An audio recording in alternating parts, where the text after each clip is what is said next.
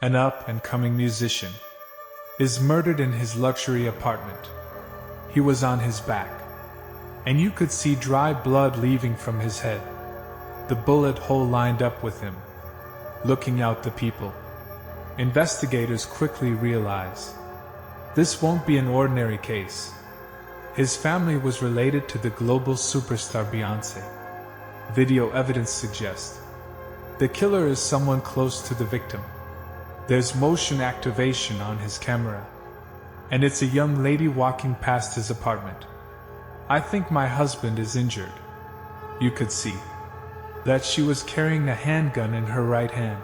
I believe that's who he was currently seeing, since we've been separated. But is it the jealous girlfriend or the angry ex? He told me that she was pregnant, but that it wasn't his child.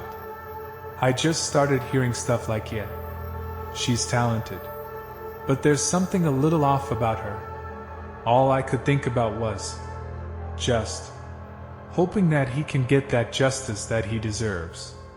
On January 26, 2021, San Antonio police receive a call from a woman requesting a welfare check at an apartment complex on LA Cantera Parkway. I can turn Parkway. That immediately signals something high profile. It's a very affluent neighborhood. The woman says her 34-year-old stepson, Martel DeRuin, hasn't been returning her calls for the past 4 days. My family and we will always talk to him like a lot. We'll talk to him very frequently. And we weren't hearing from him, which was not like Marcel at all. Officers arrived at the address a little before noon. When we got there, I really thought it was just gonna be a welfare check. Maybe person sleeping on meds. Doesn't want to talk to nobody. But as soon as they get to Martel's door, they realize this isn't going to be a routine visit. We did notice that on the door there was a bullet hole. The blue hole was about eye level, just to the left of the people, and you can see right directly through it. The officers ask building maintenance for help, but when they try to unlock the door, they discover it's bolted from the inside. In order to gain entry they had to drill through the lock on the door. As soon as I opened the door, you can see the body on the ground. He was on his back, and you could see dry blood leaving from his head. And as soon as I saw that, I knew that he was deceased. Using the description from his stepmother, police identify the victim as Martel DeRuin and notify his family. They made the call saying that he was murdered. You're so hurt, to where you don't even know how to process it. We didn't know anything that was going on. That's what confused us the most, because we were trying to figure out who could possibly want to do something like that to him. Martel. Lord DeRuin was born June 18, 1986 in New Iberia, Louisiana. Growing up he was very talented. He can paint really well, like he was a very good artist. He always loved music. In high school he wrote raps. He did poetry. So music was always something that he had as a calling. Considering his other family members, it wasn't hard to figure out where Martel's musical talent came from. His family was related to, obviously, the global superstar Beyoncé. We're related through her mother's side of the family, and it's through the grandmother's side. Martel's high school sweetheart, Joy Jenkins, was his biggest supporter. They kinda grew up together and were young love that blossomed. But instead of immediately pursuing a career in music, Martel decided to follow in his stepfather's footsteps. So he had a strong relationship with his stepfather, and his stepfather was in the Marines. So that was something he wanted to do. He was in the Air Force. He was the type of person, if he wanted to do something, he would go out and do it.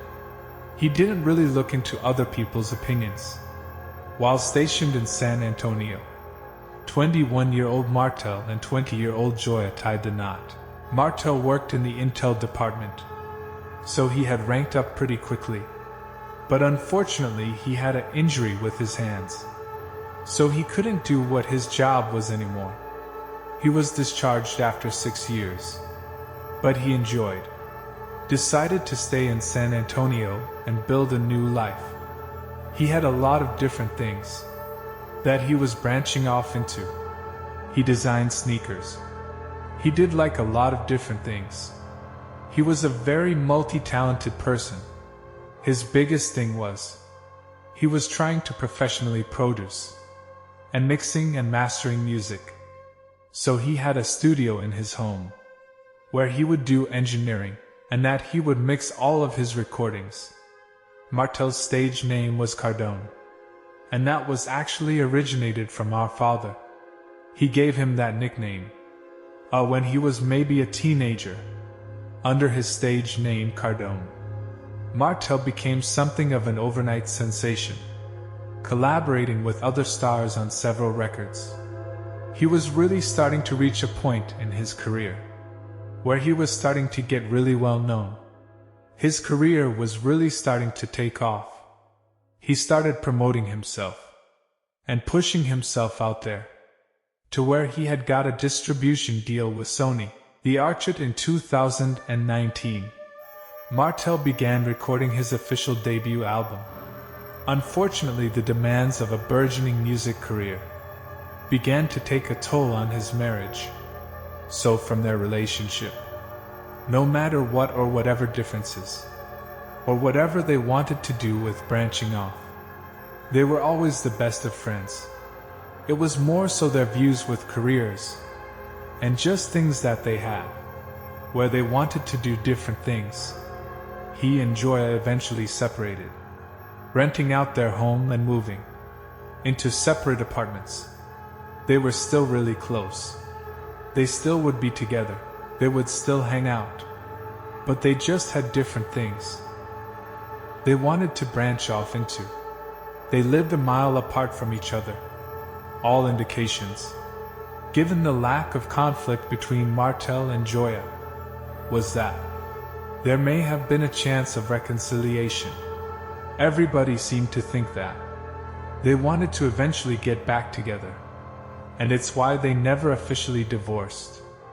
I think they both just needed time and wanted to work on their passions before they fully committed to that next step of relationship, which is having children and settling down. But any hope of a reconciliation is now gone. Martel has been killed by a single gunshot, and investigators are searching his apartment for clues to kickstart their investigation. Police could tell you've been there for a few days, and the blood was starting to kind of dry up around him. What I noticed in particular about Martel's body is where it was lying. He was on his back on the floor, feet closer to the door, a lot of blood around him. We had that bullet hole in the door, so we knew he was a victim of someone shooting from the outside in. The bullet hole appeared to be to his forehead. It lined up with him, looking probably out the people when he was shot. But a search of the apartment reveals something curious. Despite the fact that the fatal shot came from outside the apartment, investigators find evidence of an altercation inside the apartment. It was in this way. There was some broken dishes, and the bedroom was kind of messed up. The bed was messed up, and so it appeared that there's some type of scuffle in their apartment. We found in the closet an empty gun box and some other evidence in a container that showed that he had a firearm, but we couldn't find it. We knew what kind it was. We need to make model and caliber, a 9mm, but we just couldn't find a firearm there. To police, it looks as if he might have been shot with his own gun. The story that his apartment starts to tell is one that's mysterious. It's confusing. There's been some kind of a scuffle or a conflict, but the only person there, of course, is Martel. Our biggest challenge was figuring out who was there with him. Coming up, a 911 call on the night of the murder gives police a suspect Okay, what's going on?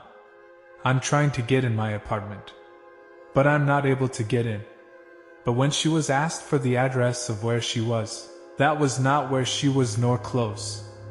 After analyzing the crime scene, homicide detectives believe Martel Deruin was arguing with a visitor sometime before he was shot.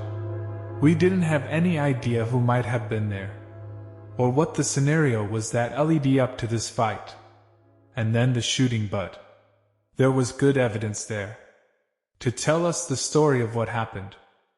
Some women's shoes, some clothes, they appear that there was a woman there. I see that there's a lot of broken things, lot of broken glass, some furniture overturned, things like that. Moving through the apartment, we go to the back bedroom, and I notice that the bed is broken. Another piece of evidence at the crime scene was a broken or an acrylic fingernail, the kind that women typically wear, had broken off, and it was on the bed. We did collect that hoping that maybe there was some DNA evidence on there. Next, detectives canvassed the complex, hoping someone saw or heard something. When speaking to Martel's downstairs neighbor, they learned she often overheard arguments coming from Martel's apartment. The most recent happened around 8:30 p.m. January 22nd, 4 days ago. She's made several complaints to the management about arguing or loud noises and music from that apartment. So she just thought, okay, I'll have to report this to the management again, but I'll record it so I can have something to show them, some proof to provide. It was a cell phone video. It was directly downstairs, and you don't see anything at all. She has it pointed kind of up toward the ceiling, and you hear two people arguing, a male and a female. You don't hear what they're arguing about, but you do hear yelling and screaming back and forth between two individuals. We were able to establish then that something happened that previous Friday night, on January 22nd, that led to the shooting. The neighbor who lives across the hall from Martel says she witnessed something as well. She describes how she's in her apartment, just kind of hanging out for the evening, and she is waiting for food. She starts hearing loud banging. She assumes it's her door, that person's delivering her food. But when she opens the door, it's not her food. She found a young lady knocking on Mr. Duran's door. They obviously notice each other, and she just says, "Oh, I'm trying to get back in. He's not letting me in," and she's like, "I wanted nothing to do with it. I just closed my door and I go back inside." The neighbor across the hall remembers seeing a woman who was skinny, African American, 5'5" or 5'6" in height, and she remembers her not wearing shoes. But there was no other real significant features about this woman. When her food does finally arrive, and she goes back to the door, she says that woman is no longer there. So she just carries on. She doesn't hear or see anything else happen. It starts to paint the clearer picture that the two may have had an argument, and she was clearly out of the apartment. It does lend some credibility to the idea that the person who may have been involved in this crime is a woman that Martel was involved with romantically. The neighbor didn't hear a gunshot, however, and strangely no one else in the building did either. That apartment complex is situated very close to an amusement park that does fireworks. The fireworks display every night, and it's extremely loud. So they thought that it was the fireworks that night. But police do find a record of a woman calling 911 that night.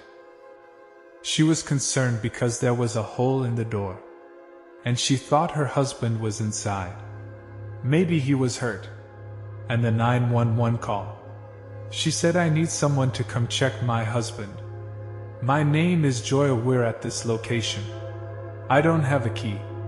She claims to be Martel's wife, and says that she can't get into the apartment, that he's put her out of the apartment, and she's just trying to get back in, but also that she may need him to get some medical care.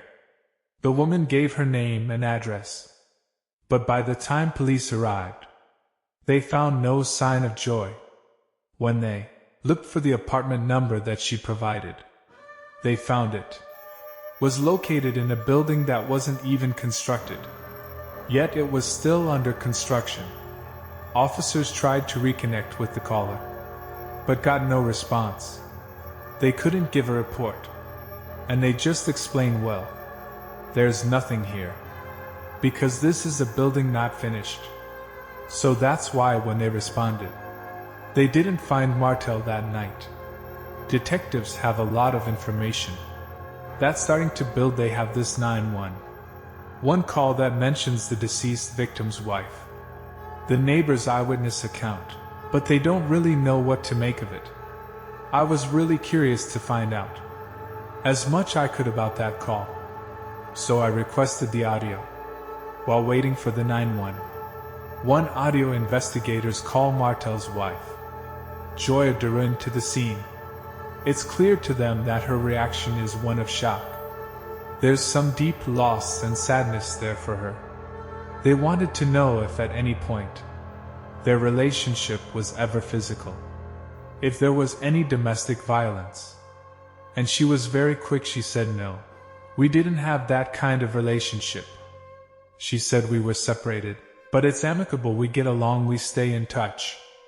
Joya tells police the last time she saw Martel was Thursday, the 21st. She says he texted her that Friday, but claims she did not go to Martel's apartment. I did ask Joya if she called 911 on that previous Friday night. She said she did not. If Julia is telling the truth, the question for detectives is who called 911. I did ask that Joya be provided a ride to the homicide unit office so she could provide more detailed statement, and she willingly did that. When I got back to the homicide office, first thing I did was listen to the 911 call. I really wanted to hear that audio, find out if it would help us kind of figure out what was going on. What it starts to paint is a picture that whoever called in that 911 call is somebody who very deliberately tried to present themselves as a different person. That obviously becomes an area of concern for investigators have just obtained the mysterious 911 call. Eager for answers, they take a listen. Okay, what's going on? I'm trying to get in my apartment, but I'm not able to get in. And I see like I'm just not able to get in. And I think my husband is injured. Do you live there? Yes, I do. And what is your name? My name is Joya Darren. Spell the first name. Joya T-A-O-I-A. Okay, and your husband's name? Martel. Last name? Darren. After reviewing the 911 call, Detective Zero went on how Joya spells her name with a J, not a G, and that's not the only thing the caller got wrong. When she was asked for the address of where she was, she gave the street name O'Connor Road. That was not where she was. Nowhere close. Another thing was she didn't know how to spell the ruin. She couldn't spell it properly. There was another indicator that the person calling was not Joya. For sure, I also noticed the voice was different. It wasn't the same voice as Joy, as who had spoken to quite a bit. That the 911 call is made by somebody representing themselves as Joya. But in fact, it's not Joya.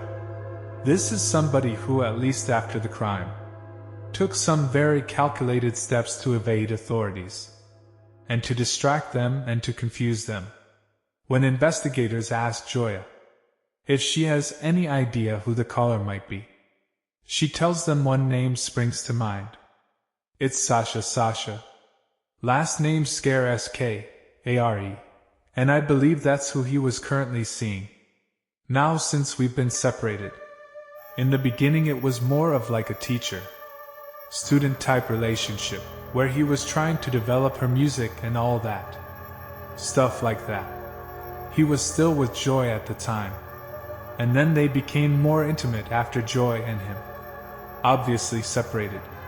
She believed that knowing Martel was dating Sasha, it could only have been her.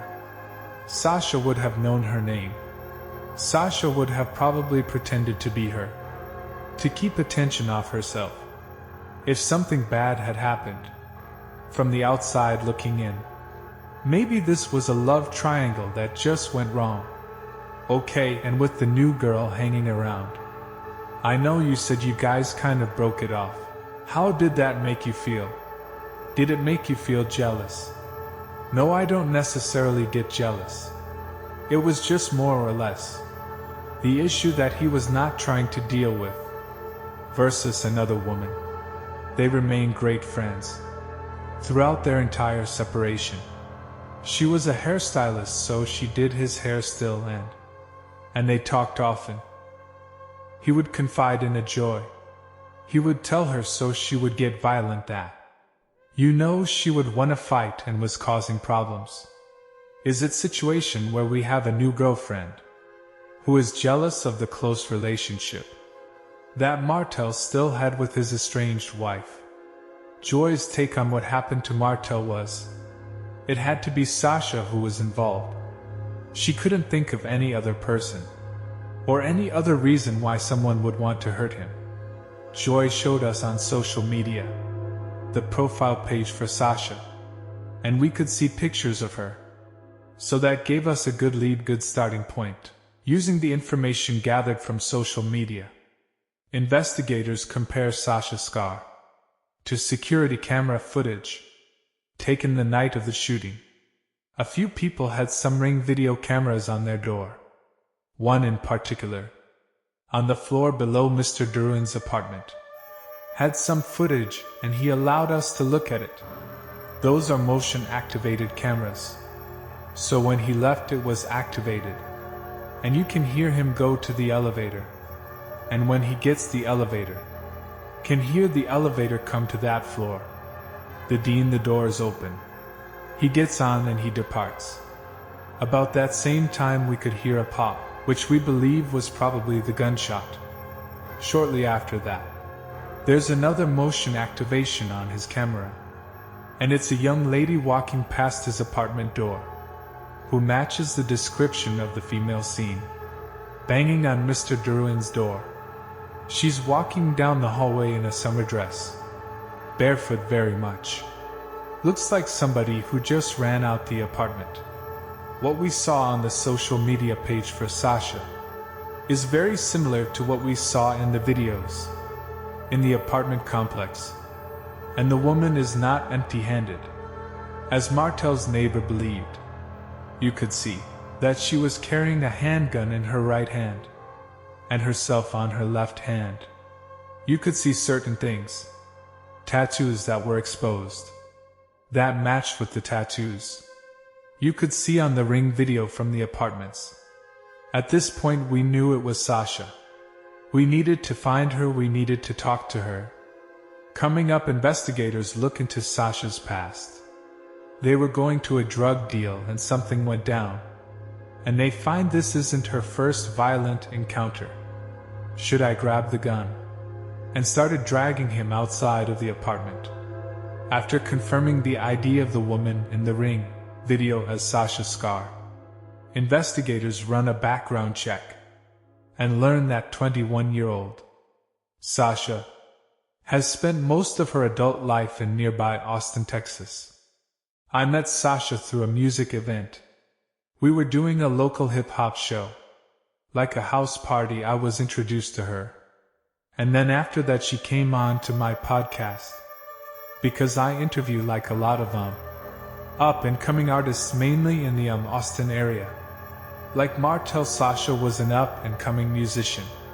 Sasha, she had like a lot of potential. A lot of potential you can see from her shows. She checked all the boxes. You know, as far as the music, the talent, the persona. She was pretty much the whole package. But it seems there was another side to Sasha as well. I just started hearing stuff through the grapevine like, yes, Sasha, she's talented. But there's something a little off about her. They talk about she would have, like narcissistic type of tendencies and stuff. And at first I thought it was just like girls talking. You know, being jealous with entertainers and artists.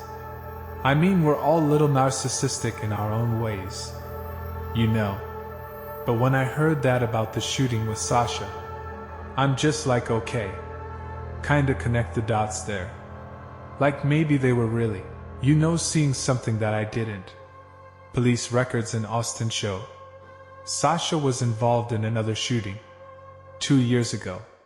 The victim was a young man named Andrew Bass. Andrew and Sasha met in San Antonio. He told me that they cross each other's path, walking on the east side, and exchange information and kinda became friends. At that point she ended up needing a place to stay. And so that's how they came together. Both to my house, but like as a unit. Boyfriend and girlfriend, they were sweet together. And she looked like she was good for him.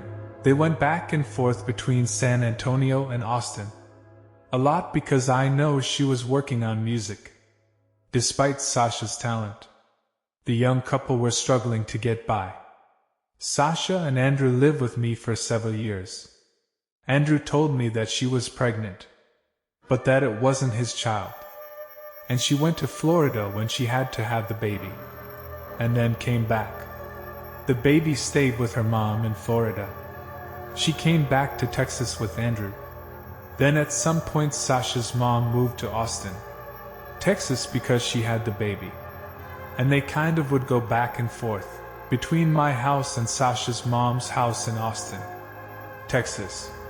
They're working, saving money. You know, taking care of the baby, traveling back and forth, trying to build a life for themselves really. But he and Sasha, you know, made a really poor choice. The police report shows the previous shooting incident occurred on November 29th, 2019. They were going to a drug deal and something went down, and a shootout occurred. Andrew didn't want to go through with the payment in his head. He's probably done this before, and wanted to do it again. Let's see if I can get some weed for the free. So I guess Andrew had took out his gun, and I guess the guy felt threatened by that. The guy shot him. Sasha grabbed the gun and grabbed the weed, and then started dragging Andrew outside of the apartment. Sasha managed to get Andrew to the car, where she called 911. But Andrew died before he could be taken to a hospital. Detectives are heavily dependent on what she's willing to tell them. She try and put the facts together about what happens. Ultimately, Sasha is charged with aggravated robbery and assault with a deadly weapon. She was out on bond when the incident with Martel happened, so she wasn't even really supposed to be in San Antonio. Now we've identified Sasha. We know that's who we need to get. Arrest warrant is obtained. Investigators track down Sasha's current address, but when they show up to arrest her, she's nowhere to be found. We knew we're gonna have to start looking for her, so I get in touch with the U.S. Marshals Service, who then starts their manhunt. So we're actively now searching for Sasha, with an active warrant for murder.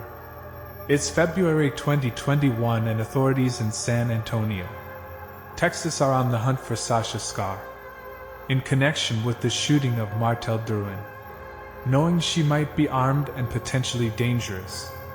Investigators distribute Sasha's photo to the media. The case did capture some media attention, which was good for us. We wanted it out there that we were looking for Sasha Skare. Martel's family relations with Beyoncé, that was kind of like the key thing. That people were like, wait, who? They got everybody talking. While U.S. Marshals joined the manhunt, investigators continued building their case against her. My next step was to get anything to the crime lab that needed to get there, so we could keep moving forward. The investigation. The autopsy was performed on Mr. Deruin. A projectile was recovered from Martel, and was converted to be a 9mm, which is the same caliber as the gun that was missing from Martel's apartment. Detectives also obtained Martel's phone records from the night in question. That gave us all the text messages from the night that he was killed. So we saw the conversation between him and Sasha, and it was very telling. He explained to her he was upset because she was bringing other men around. He didn't like that, and he had asked her to stop. But she kept doing it, and he confronted her about it. And we think that's what started this big fight between the two of them. You see in the text messages, he tells her, "I had to defend myself, you attacked me. I had to get you out of here. But you need to bring my gun back." The final message was sent minutes before the gunshot was recorded on the doorbell footage. When police tracked the number Sasha used to text Martel, they discovered some valuable information as well. She was on the move. They were able to determine she was coming back to Texas, and they were getting close to pinpointing where she was. But before they could do that, Sasha actually turned herself in. "My name is Sasha Skare. After I seen the news and everybody telling me, 'You're wanted,' I realized that I was wanted for murder. I called my lawyer, and my lawyer just walked me through like as far as the process would go. The main thing that was on my mind was like my son. I can't just run away from everything. Like I have to deal with this because I have a family." After charging her with murder, I went to interview Sasha Skare at the jail. She seemed exhausted. You can tell she's been on the run. What I want to do, the reason I'm here is to give you an opportunity to give you a side of the story of what happened, okay? You'd be willing to do that? Not without my lawyer president, okay? You do have an attorney, okay? She had her opportunity right then to really explain to me what happened that night. She chose not to. She didn't want to talk. But we had a search warrant to get her DNA sample. Sasha's silence leaves the evidence to speak for itself. We were able to get a DNA sample from Sasha that did match up with the female DNA on the acrylic fingernail. So we knew that was her nail. And it probably was broken off during the fight. At this point, my work is done. We pretty much have everything. I'm waiting for it to get to trial. In August 2023, Sasha appears in court for a plea hearing. We were told by some of our sources at the courthouse that, hey, they're offering a plea. We believe the terms are 20 years. I thought for sure, oh, she's gonna take it right. It was a very favorable plea agreement, which would have taken the death penalty off the table. My lawyer made it a point to know that. At the end of the day, this is your choice. I didn't take the 20-year plea because I was really just thinking about my son. I don't want to be away from him that long. That was really my main thoughts. Like, I don't want to be away from my son that long. So I'm not gonna just sign my life away. Like, I at least want to put up some type of fight. All I could think about was just hoping that he can get that justice that he deserves, because we'll never have Martel again. In August 2023, 2.5 years after Martel Deruin's murder, the trial for his accused killer, Sasha Skare, finally begins. Sasha pleads not guilty to his murder. The entire case that the prosecution presents is overwhelming. It's overwhelmingly against Sasha. Their theory is that they got into an argument, and he kicked her out. She didn't like it. But before she left, she took his handgun. He was maybe ending things, and she knew. When she got his attention to come to the door, that was her opportunity, and impulsively shot through the door. According to the defense, however, that isn't what happened, and they let Sasha set the record straight. What I was really taken aback with was the fact that her attorneys let her take the stand. That's rare, that hardly ever happens. She presents a side of Martel and a narrative about what happened that night.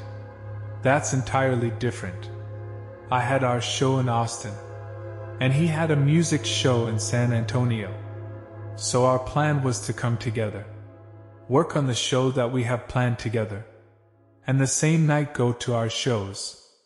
We had been drinking, and I remember I was on the phone with a videographer, trying to do business and get some videos done. He comes in and he's like, "You know, what are you doing? Like, you need to get out. And you're in my house on the phone with other dudes." He starts grabbing my purse and everything, and I snatch it and I'm like, "Don't touch my stuff." I was in an abusive relationship one time, so after that relationship, I was like, I'm not gonna take that from anybody ever again. After I snatched it, he tackles me onto the bed and starts hitting me. And when he starts hitting me, I'm fighting back, trying to get him off me. Like I'm clawing his face. I'm trying to push him off. But you know it was not easy. And he started choking me. I started blacking out to where like I couldn't breathe. And that's when I panicked. I was like, I just need to do something. He's not stopping. And my first instinct was to grab the gun. I was like, "Don't touch me. Don't touch me," and I was backing up. I started throwing everything. I started throwing dishes on the floor to kind of separate us, and after that I jumped over the counter because the glass was all over the floor. That's when I ran out. I was just trying to find an escape at that moment. It just really got out of hand, more than I ever planned it to. According to Sasha, what happened next was an accident. She claimed that she realized that her belongings were inside. She was knocking on the door trying to get back in. He wasn't responding, according to her story, and she was banging on the door to God.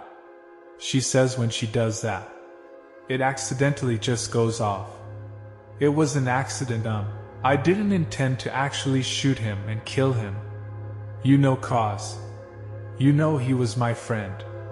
Why would you want to? Why would you want that to happen to somebody you were close with? However, the evidence doesn't support Sasha's story. They have her demonstrate how the gun went off. But if you look at the door from Martel's apartment, the bullet hole is directly straight into the doorway. And so that just doesn't line up forensically. She had said she jumped over a counter. The prosecutors took a photo on the counter. It's not a very big counter. Our bowls, he's like. How did none of these bowls move? On August 31st, 2023, the jury renders their verdict. They came back within a few hours with a guilty verdict. And then, she was subsequently sentenced to 55 years in prison. It was a lot for that, hearing the verdict. But watching my family burst out into tears and hug each other, that was one of the best feelings I can probably say I've had in my life. I think justice was served. But very sad case it sure had happened. Everybody is always asking me, did you, kill Beyoncé's cousin? By the end of the day, that's not who he was to me. I never want anybody to be harmed. I've always wanted to spread love. This contradicts everything I live for. Martel's death was a very huge impact on my family. We still grieve over him every day. We always celebrate his birthday. As if he was still here, we'll go visit him. We're all special in our own way.